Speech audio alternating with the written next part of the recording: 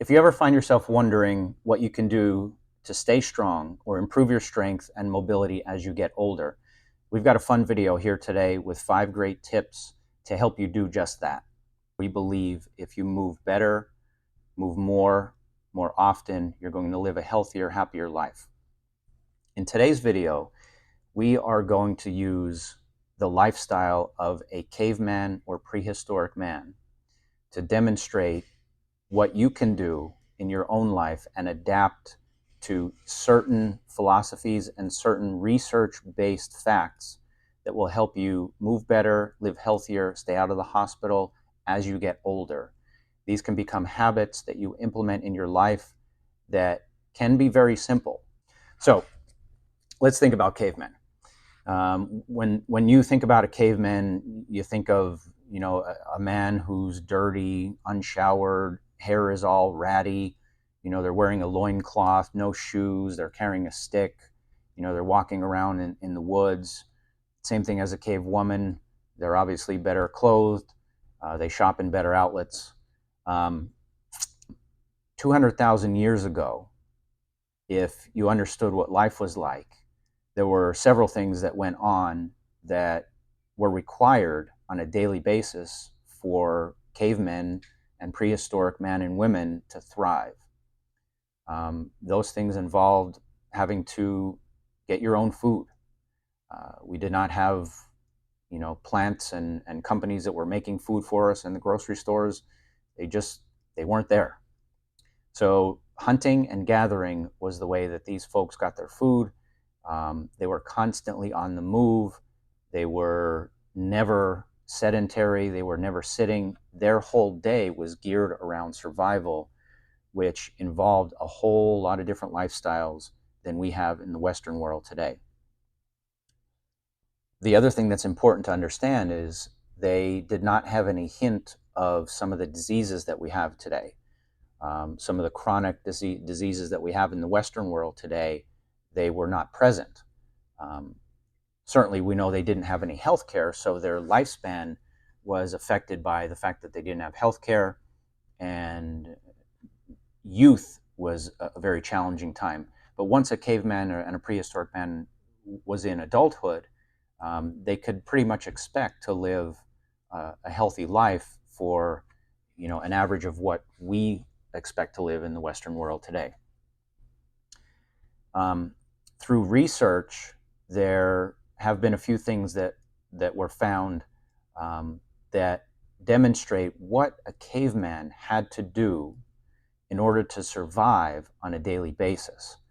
And this is where we get into these ideas that we're going to use to help you be stronger and move better as you go forward into your older years. So, number one, research shows that a caveman had to be able to squat into a deep position and stay in that position for about 30 minutes at a time. So whether they were building fire, they were processing, the hunting that they were successful with that day, they were working on the berries and the things that they found from other food perspectives, you had to be able to be in a squatted position for about 30 minutes. So that's number one. Number two is that they had to be able to walk about 20 miles per day. So you're dealing with a lot of hunting, a lot of gathering, a lot of trying to find resources to help them live safe and get the nutrients and the food and the things that they needed on a daily basis for themselves and their cohorts. So walking 20 miles a day is number two. The ability to do that was absolutely necessary in prehistoric times. The third thing is that they had to be able to hang from a tree and climb into a tree. Obviously, I'm not sure any of us have done any of that in very, very long time, but that was necessary to live their lifestyle and to be successful and to survive. Number four is they had to be able to carry their body weight for at least a half mile without rest. Now, again, this is geared towards the hunting side of things, or carrying firewood and things like that. So carrying their body weight for half a mile without rest was another skill that was needed.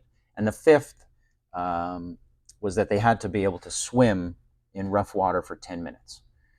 So 5 things that research correlates very well with, that had to be capabilities of cavemen or prehistoric men and women just in order to survive.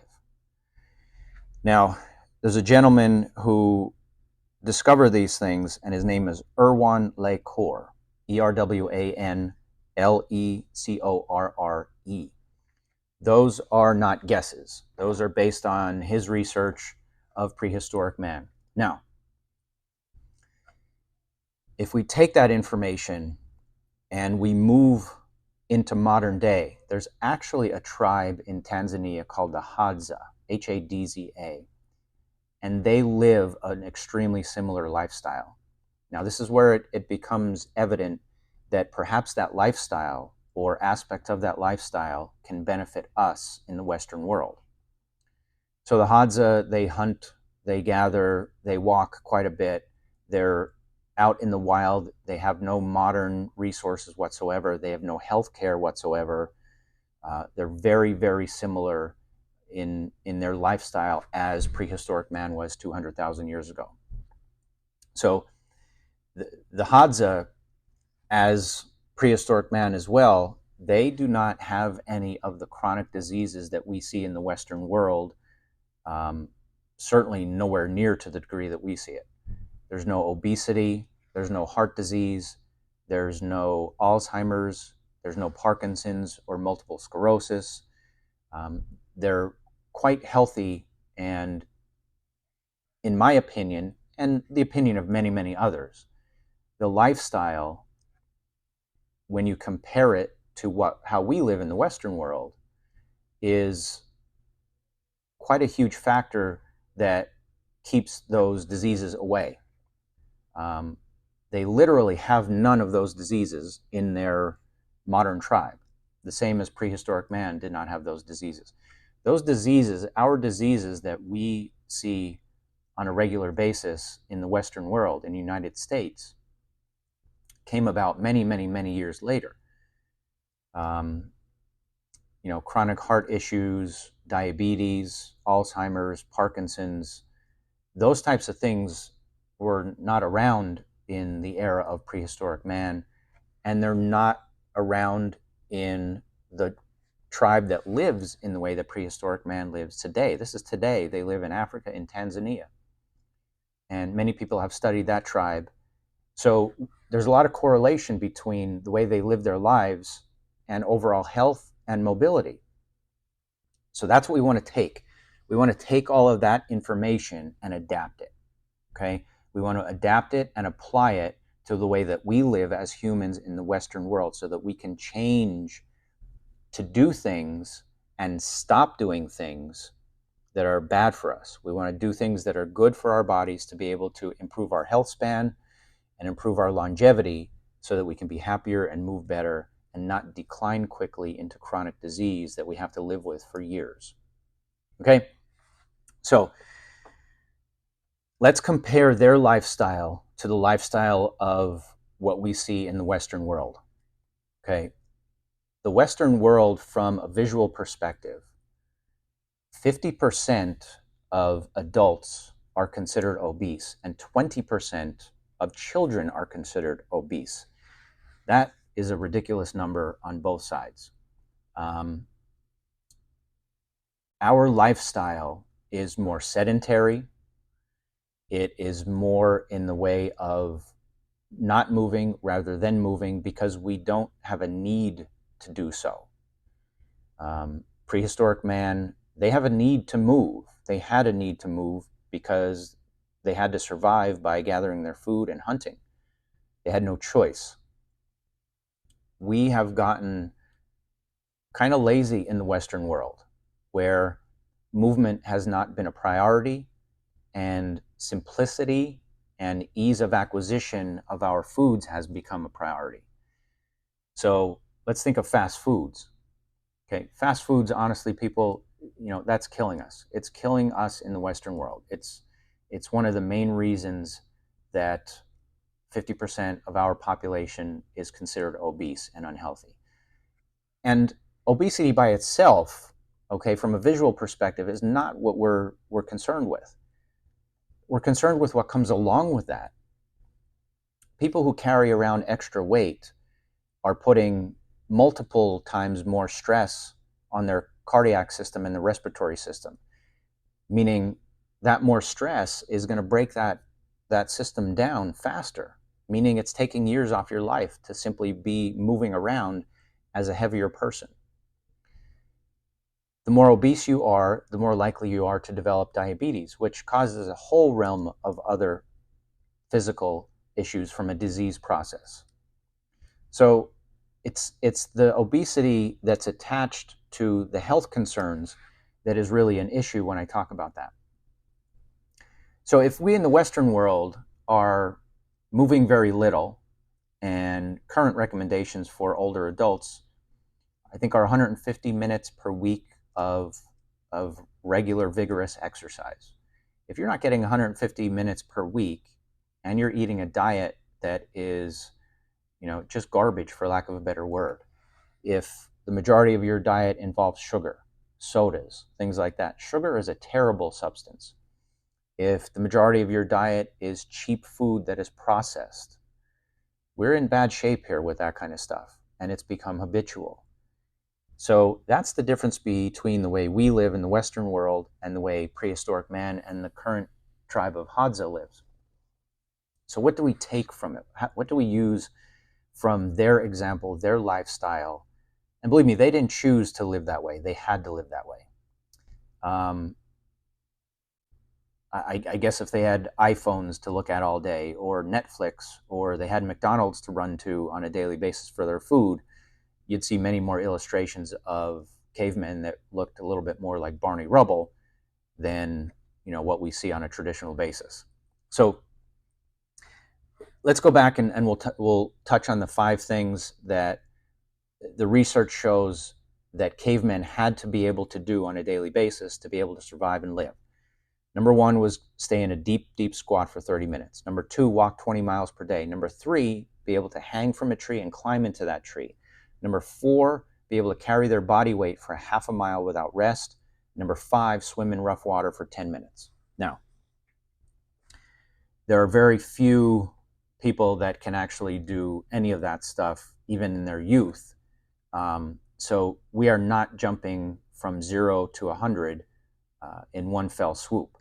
But what I want you to do is understand the concepts behind each of those principles, and I'm going to combine a few and just give you some ideas on what you can do on a daily basis. If we think of those 5 things as being essential to helping us move better, live better, and be healthier as we get older, we can adapt those to work the body in a similar fashion, and that will only help us as we get older. So, the number one thing that they had to be able to do is stay in a deep squat for 30 minutes. Okay? Now, depending on your age and your capabilities, you are going to start off in different capabilities in your life. If you are able to get down into a deep squat, simply spending some time in that position actually correlates through research definitively with longevity. So people that can get down into a deeper squat as they get older live longer and they live healthier. That's proven. That's a proven fact. So if you can get into that position, practice being in that position on a regular basis. Same thing getting down to the ground. If you can get down to the floor and back up by yourself, those 2 things go hand in hand. Spend some time sitting on the floor. Sit on the floor, do whatever you would do on a normal daily basis. Sit on the floor. Be in a squatted position to do things around the house. Try and impact that and get it in more into your day on a regular basis, and that will cover that part of it. If you cannot get into a deep squat, okay, you can still benefit by doing partial squats. So the easiest thing to do is stand and hold on to something that is very solid, maybe your kitchen counter by your sink, maybe a stair railing or 2 stair railings, maybe a solid chair that is not going to move. squat down as far as you feel like you can handle, and then back up. And do that many times throughout the day repeatedly. Okay. Getting into, telling you how many repetitions and sets to do is not within the realm of this video, but we'll have stuff like that on other videos on the channel. But just doing that repeatedly through the day, as much as you can do, you'll get the benefit from it. If that's difficult for reasons of pain or weakness or anything like that, what you can do is you can simply do an exercise that is simply called sit to stand. And this is another video that we have on our channel, and I'll put a link to it in the video. You just stand up, sit down, stand up, sit down, stand up, sit down, as many times as you can in a row. You do that a bunch of times throughout the day, and you're getting the same benefit that cavemen with the capability of squatting down for 30 minutes had. Okay, so that's number one. Number two, they had the ability to walk 20 miles per day. So if you do have that ability to walk 20 miles per day, go for it. But I think we have to kind of be realistic here, and really just walking more is going to be extremely beneficial. Instead of sitting, make sure you get up every hour, as an example. Okay, walk as long as you can every hour, every 2 hours, whatever you can do. Listen to your body and adapt and do what you can do, and increase the amount of time that you can tolerate walking. It'll be very beneficial. Number three, hanging from a tree and climbing into the tree, we're going to combine with number four, which is carrying your body weight. So we're going to work similar muscles that prehistoric man would use to be able to pull themselves into a tree with this exercise, and then also the ability to carry their body weight for half a mile. So this is called a farmer's carry. Very, very simple. You can use weights if you have weights in the house, if you have dumbbells of whatever size you can hold on to for a few minutes in each hand, or you can use cans or jars or gallon jugs. If you take a gallon jug and you fill it to the top, that's 8 pounds. A half gallon would then be 4 pounds. A soup can is generally about 1 pound. So the idea is you hold on to these objects, one in each hand, okay, as heavy as you can handle, and you let them hang down by your knees on the side of your body, and you simply walk back and forth as many times as you can until you need to take a break. Okay, you repeat that process over and over again on a regular basis. The important thing with this exercise, is grip strength. And believe it or not, the stronger your grip is, the more you can squeeze and hold something in your hand, the likely you are to live a longer and healthier life. That's more research, again, that's been proven. The stronger your squeeze is, the longer you're likely to live and the healthier you're going to be. So farmer's carry.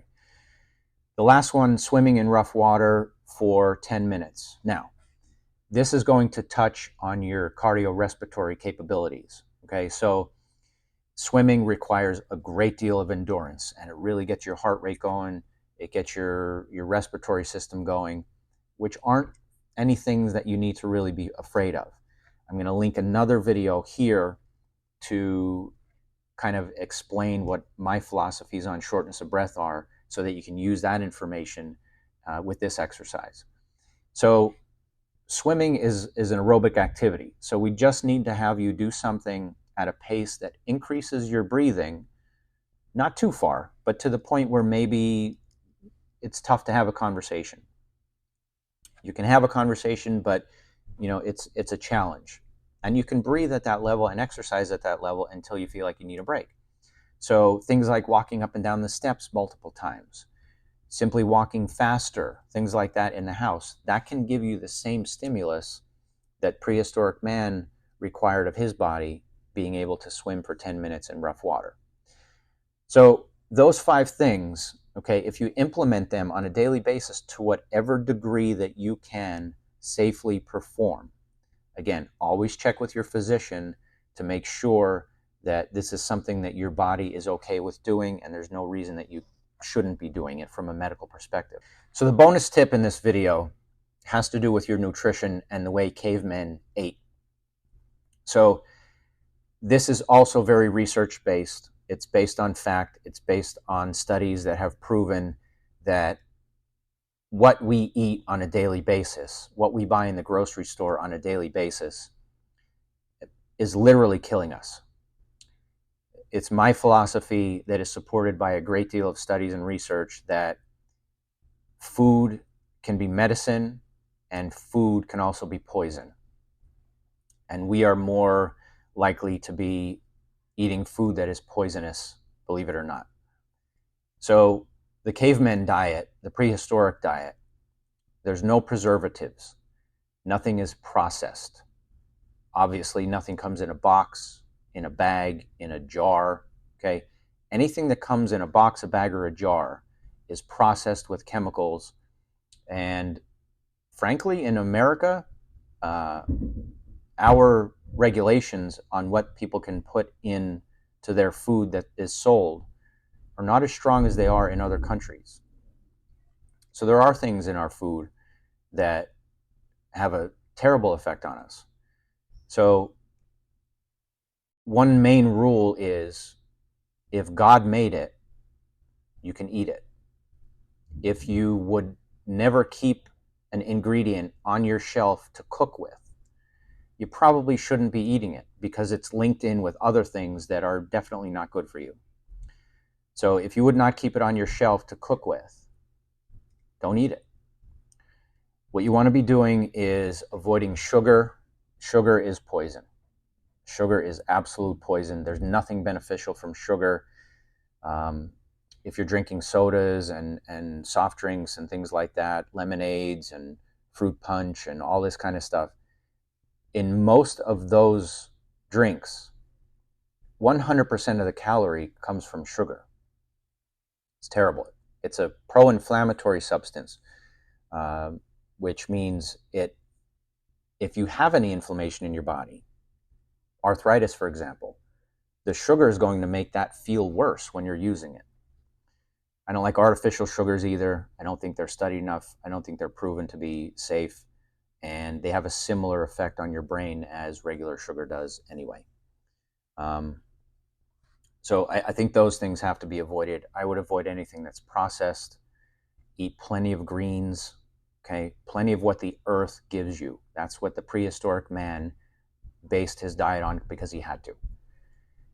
Fresh fruits, fresh vegetables, things like that. Get as much of that in your body as possible, and you will leave out the garbage, such as fast food. Fast food is garbage. It's trash. For the amount of cars that go through a McDonald's drive-through, it's literally no surprise that 50% of our population is considered obese and unhealthy. And 20% of children, guys, come on, it's terrible. We don't even give children a chance because we're just feeding them something that's easy and it's easy to acquire and it's cheap. And it's cheap because it's crap. And then the other part is just move more, okay? If you move more, like we talked about earlier, that's the caveman way. So the sixth bonus tip is the caveman diet. If the earth gives it to you, you can eat it. Stay away from preservatives, boxed things, bags things in a bag. Sugar is poison. Eat lean meat and fish, and you'll be okay. It's not a specific diet. It's just a grouping of what I believe makes sense. So I hope all of this helps. This was a long video, and if you've made it this far, hopefully you've already liked the video and you've subscribed to the channel and you find this stuff beneficial. Again, this is the movement approach where we believe if you're moving better, moving more, you're going to live a healthier, happier life. So we hope to see you on the next one. Be good and do good.